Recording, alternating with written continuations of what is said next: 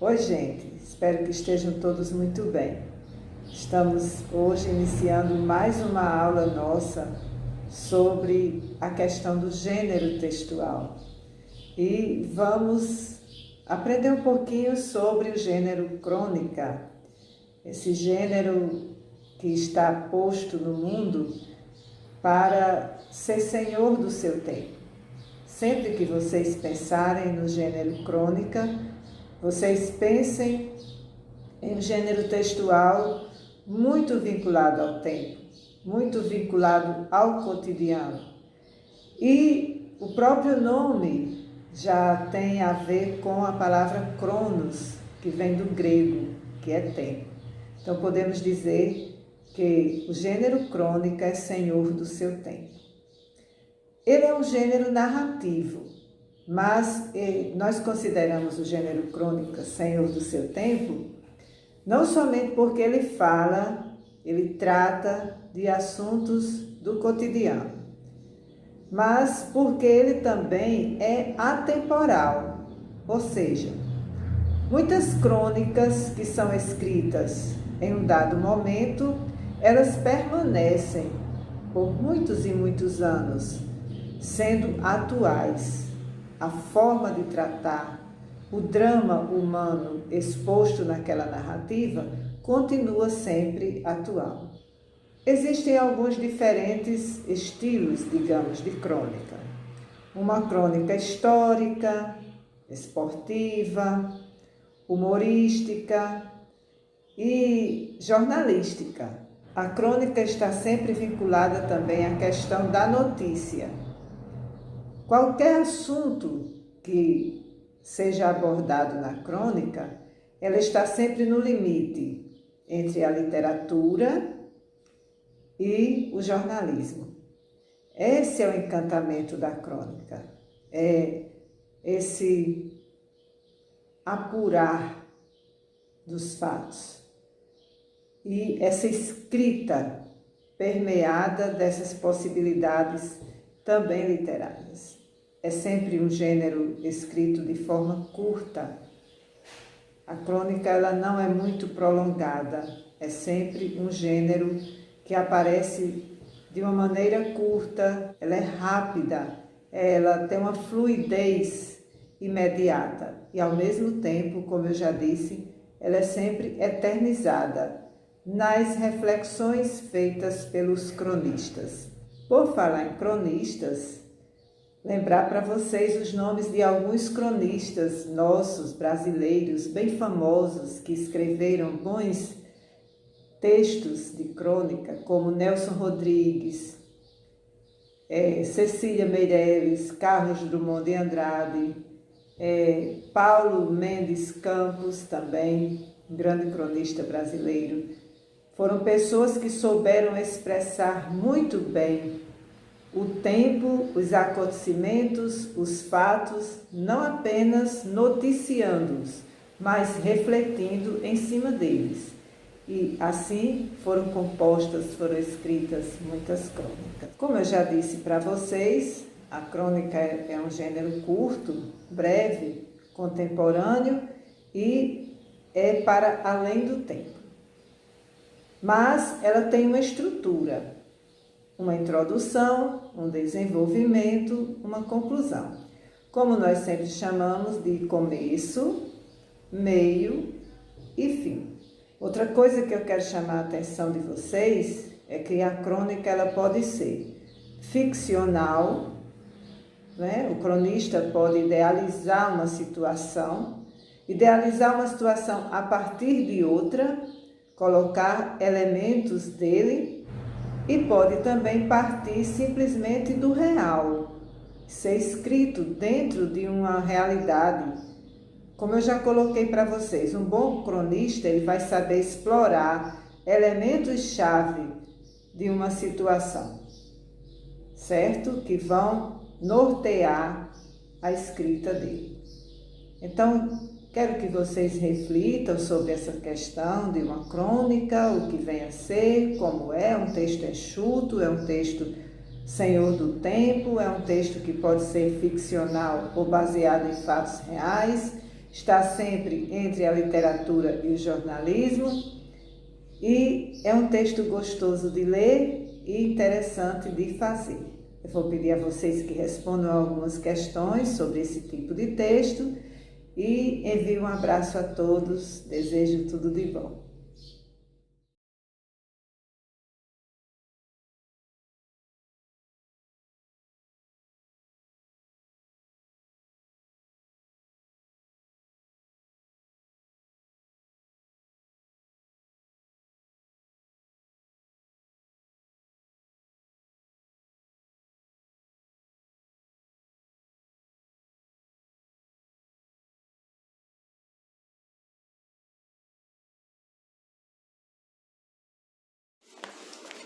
Olá pessoal, hoje nós vamos dar continuidade às nossas aulas online, hoje referente ao quarto bimestre.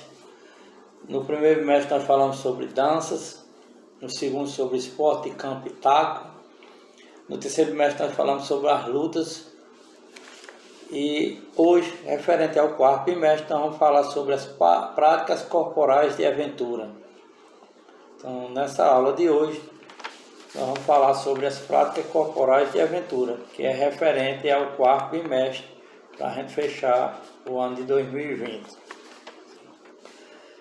Então, o que são práticas corporais de aventura?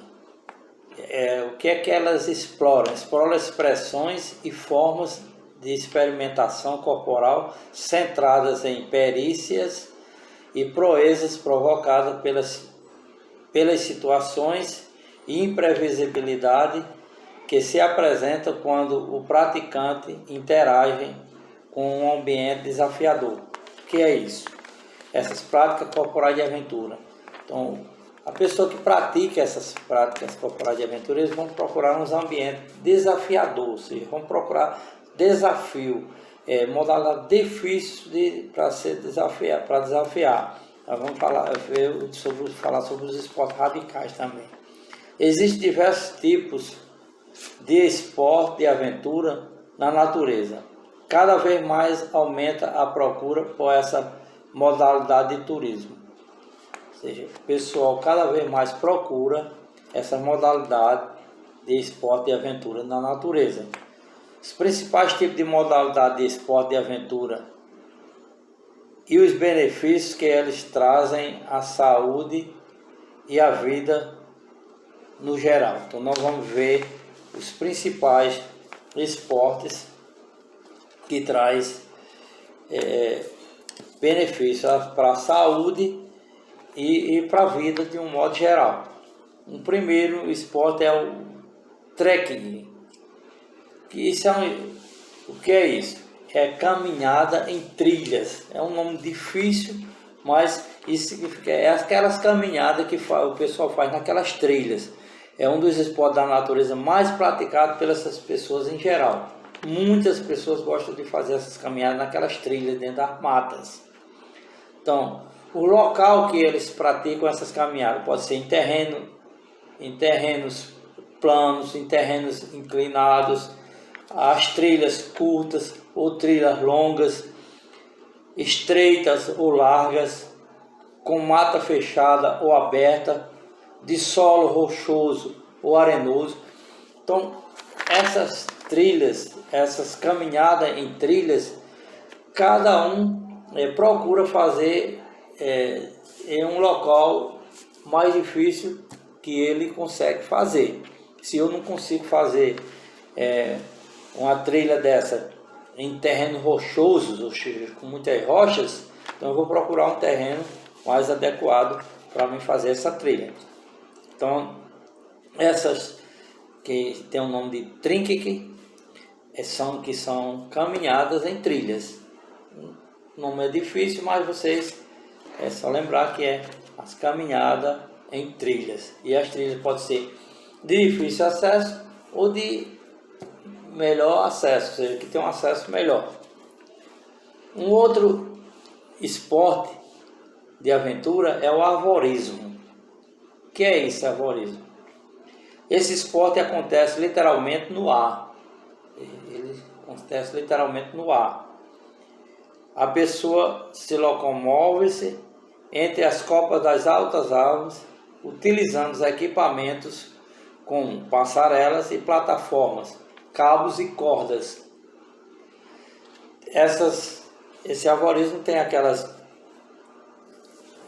áreas, tem os mais difíceis e os mais fáceis. Tem aquelas pessoas que gostam de praticar aqueles mais difíceis.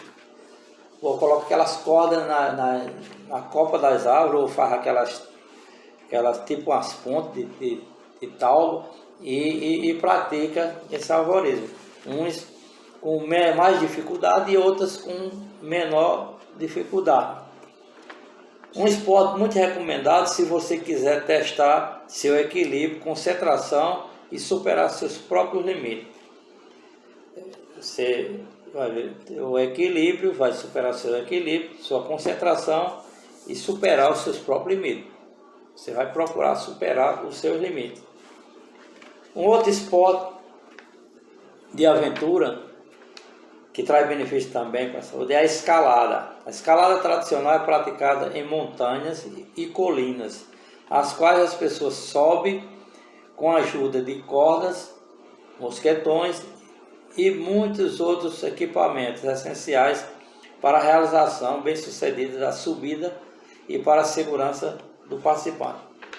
Existe nível de escalada para todas as preferências, desde paredões altos, lisos, retos e até outros mais baixos e íngremes. A escalada também existe aquelas escaladas mais fáceis e as escaladas mais difíceis, paredões mais difíceis e paredões mais fáceis.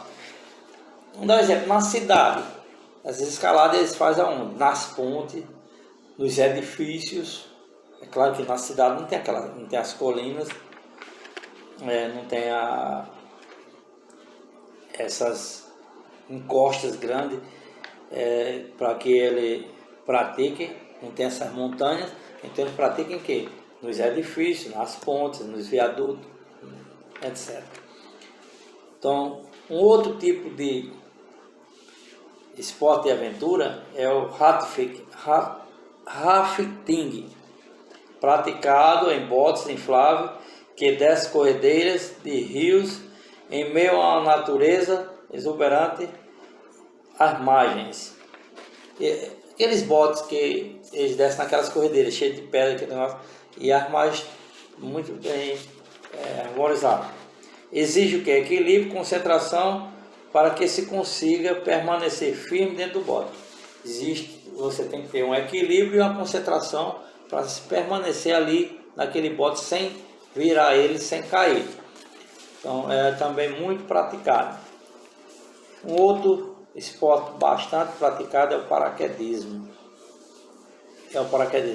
Saltar de paraquedas ajuda a trabalhar a flexibilidade do corpo, a respiração, além de proporcionar momentos incríveis de alta adrenalina. Você sobe, esse salto de paraquedas é medido por pés, tanto 1000 pés de altura. Então você salta daquele avião com aqueles paraquedas, desce um tempo em queda livre e depois abre o paraquedas e desce até o chão com segurança. Se o paraquedas de primeiro, quando dava um defeito, não abria, você morria. Hoje já tem uns paraquedas reserva. Se você saltou, que ele não abriu, você tem um reserva para tentar abrir, para diminuir os acidentes. E antigamente acontecia mais acidentes. O paraquedas não abria e o cara morria. Hoje não. Hoje tem um paraquedas reserva, também acoplado naquele paraquedas principal. Se um não abrir, o outro abre. As práticas corporais de aventura urbana. Está aqui 3 esportes radicais urbanos. O que são esses esportes radicais urbanos? São os esportes radicais praticados na cidade, na zona urbana, que é o skate, que consiste em percorrer as ruas da cidade ou ambientes fechados sobre um carrinho com 4 rodas. Aqueles skate que tem pessoas andam na cidade e também tem aquelas pistas de skate na cidade. Então esse é um dos esportes mais praticados na cidade. O pardou é o esporte originário da França. Seu funcionamento reside basicamente no deslocamento entre pontos diferentes de uma ou mais locais na cidade, de forma rápida e usando habilidades corporais diversas. Que é isso? É aquelas pessoas que saltam na cidade, vem saltando de um local para outro, né? Em praças, em viadutos, aquele negócio de rápido, saltando de um para outro. Então, esse é um esporte que teve origem na França. Então, esses são os 3 esportes mais praticados no Brasil. Agora, onde surgiu o skate? Surgiu na Califórnia, nos Estados Unidos, nos anos 60. Foi inventado por alguns surfistas como uma brincadeira para um dia no qual não havia ondas no mar. Eles utilizaram rodinhas de patins. Então, não tinha onda no mar, então eles utilizaram aquelas rodinhas de patinho e os surfistas e foram brincar. Então, com isso aí surgiu o skate. Então, foram os surfistas quem originou o skate. Então, com isso, a gente fez um pequeno relato sobre as práticas corporais de aventura e a gente encerra esse 4º bimestre, sendo que eu vou deixar no formulário do Google as questões da avaliação do 4º bimestre.